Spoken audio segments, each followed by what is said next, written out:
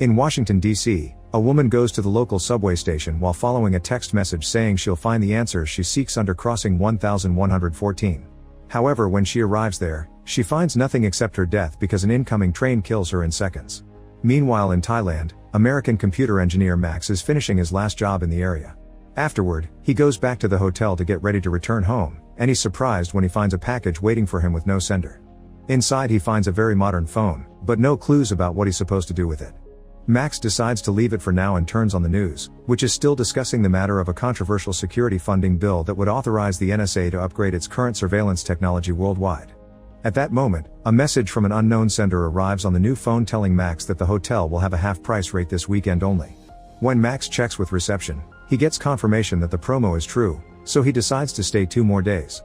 At the same time in Russia, a bald man also receives a text message letting him know another phone has been detected. During the weekend, Max relaxes and has fun while still keeping up with the news, allowing him to learn the bill hasn't passed because of 1 vote, yet NSA director and bill supporter Burke refuses to comment on it.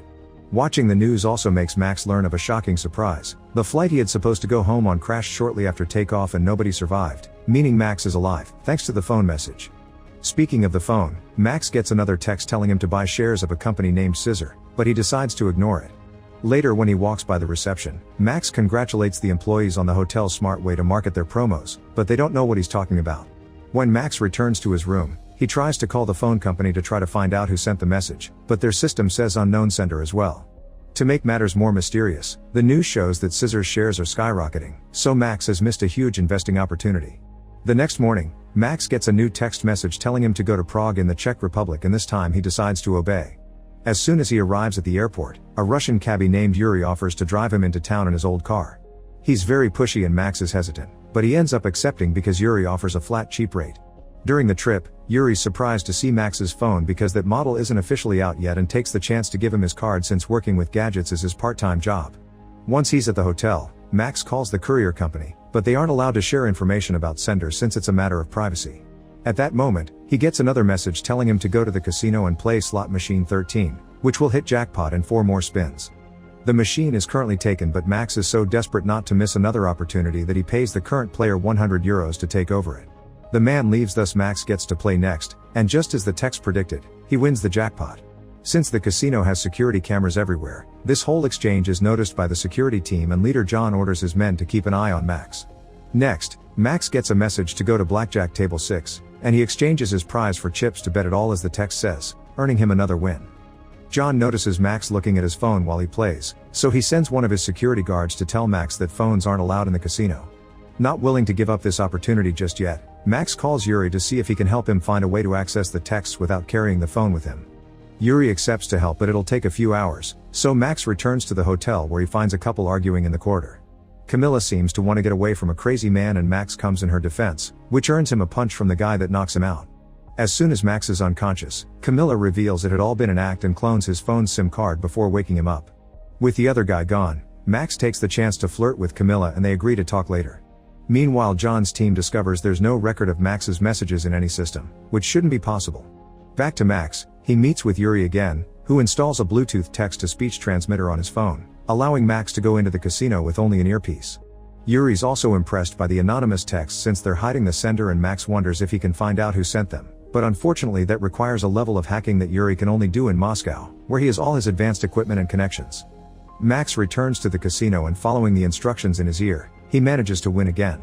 Seeing this on the security cameras, John and his men go after him, chasing him through the building. Just when he's about to make it outside, Max is blocked by Special Agent Dave from the FBI, who arrests Max on the spot.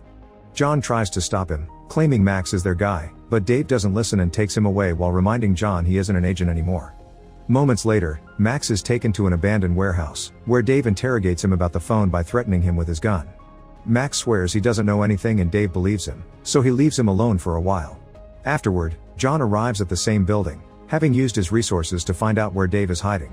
Seeing as John won't leave without answers, Dave shares the information he has. They're investigating people receiving financial tips via text messages. All the recipients are American, but otherwise they seem random. The first one was an executive at a major credit bureau, the second was a realtor, and the third one was the woman from the subway station, who turns out to be an IT administrator at the Department of Defense. In fact, one of the messages asked her to shut down the firewalls to the Pentagon servers. The sender is always untrackable, and the receipts can't be interrogated because they all died in suspicious circumstances. They found Max in advance thanks to the FBI working with Burke's advanced spying system, which allowed them to intercept the texts. John and Dave agree to work together, and Max joins as well to avoid being sent to jail.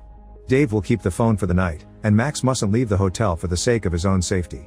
The next day, John goes to see Mueller, the casino owner, who orders John to use as many resources as necessary to find the person behind those texts. Meanwhile, Dave calls Burke, who agrees to go live with his tracking system in 3 hours. At the hotel, Max is bored until he gets a call from Camilla, and they get a drink together at the hotel bar while bonding over personal anecdotes. Unfortunately, their little date is interrupted by John and Dave, who have come to pick up Max in order to start a plan. They've isolated the trace and now they need 3 messages for a lock, so Max will have to follow the instructions as usual until it's done. To achieve this, John gifts Max some extra chips to get him started. Max returns to the casino and bets it all, but this time, he loses and receives a message explaining this has been a warning. If he turns off the phone again, he'll be killed.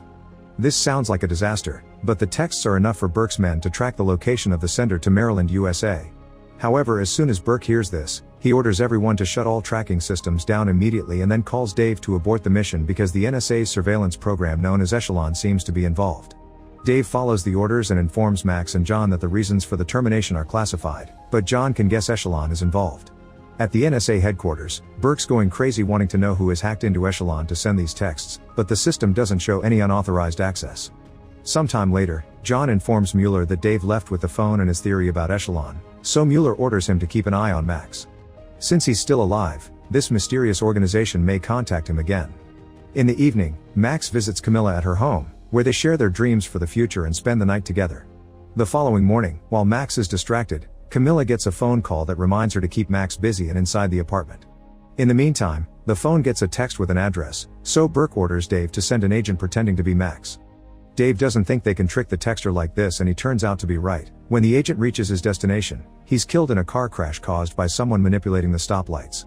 Back to Max, he's keeping himself busy by researching Echelon, which allows the NSA to intercept every phone call and email citizens send. The update that wasn't approved by Congress would have allowed them to put a camera in every person's home too. Wanting to distract him, Camilla gets affectionate and mentions Omaha, Max's hometown, which he never told her about. Heartbroken, Max realizes Camilla is working for someone, but before they can discuss things, Camilla notices a sniper on a roof across the street and pushes Max to the ground before he's shot. There also are mercenaries coming up the stairs that Camilla can see on her security camera, so she hides Max in the bathroom while trying to recover the gun she's hidden under the kitchen table. This allows the sniper to see her and hurt her arm with a shot, causing Camilla to decide to abandon the gun and stab the door with a fire poker before hiding. The stabbing is successful and one of the mercenaries dies, but the other still makes it inside and hears Max making noise in the bathroom. To save Max, Camilla risks running through the apartment while dodging the sniper's fire and jumps on the mercenary to start a fight. With one quick move, the mercenary manages to overpower Camilla, and Max helps her by stabbing the man's leg with a brush. This gives Camilla the chance to finally kill the guy, but the sniper escapes when he hears the police siren approaching. Suddenly someone else enters the bathroom. It's John, who has been working with Camilla all along. Since the apartment has been compromised, John takes Max away with him while on the street. Dave recovers the phone and finds a new message asking him to get Max or he'll be killed as well. Max leaves with John in his car, who informs him you can't just escape from the NSA, so they should lay low. However, Max gets an idea. He wants to go to Moscow and see Yuri, who may have a way to analyze his SIM card. John refuses, thinking they can't trust some random guy, but Max convinces him by pointing out Russia has more advanced systems than the USA and they don't have anywhere else to go anyway. Fortunately, John has the cloned SIM card information Camilla acquired, and he can ask Mueller for safe traveling to Russia. As soon as they make it to Moscow, Burke's spying system tells him of their location and he sends Dave after them. John and Max visit Yuri, who swears he knows nothing after John threatens him and promises to get the job done in 3 hours. Afterward, John and Max go for a walk through the city, and Max gets to hear why John left the FBI. He was against Burke's tracking policies and talked too much. 3 hours later, when they return to Yuri's place, they discover nobody accessed Echelon to send the messages. They were sent by Echelon itself. All the texts it sent had information from its power to spy on everything. It knew the flight would crash because it intercepted the fuel analysis. It knew about scissors stocks thanks to reading the owner's messages with its stockholders, and everything in the casino it could guess thanks to the fast way it could count cards and keep track of the moves in the slot machines. Their conversation is suddenly interrupted by the arrival of the FBI, so John and Max run through the back door and steal a van from a neighbor in order to escape. This triggers a car chase throughout the city that ends when John and Max take a wrong turn and end up cornered in front of a passing train. Fortunately, John has a weapon, and as soon as Dave leaves his car, John shoots and makes the vehicle explode. Dave gives the phone back to Max and admits they need him because Echelon will only talk to him. Not even Burke can touch him now. The NSA also knows Echelon is sending the messages, thus after Max threatens him with his own gun, Dave swears he's on his side and gets Max to agree to help. The next message includes the address of the first computer job Max ever did, so the trio flies to Omaha. The place they're going to is a converted hangar bought by a startup planning to lease bandwidth, and Max had always thought it was a strange building to house servers in.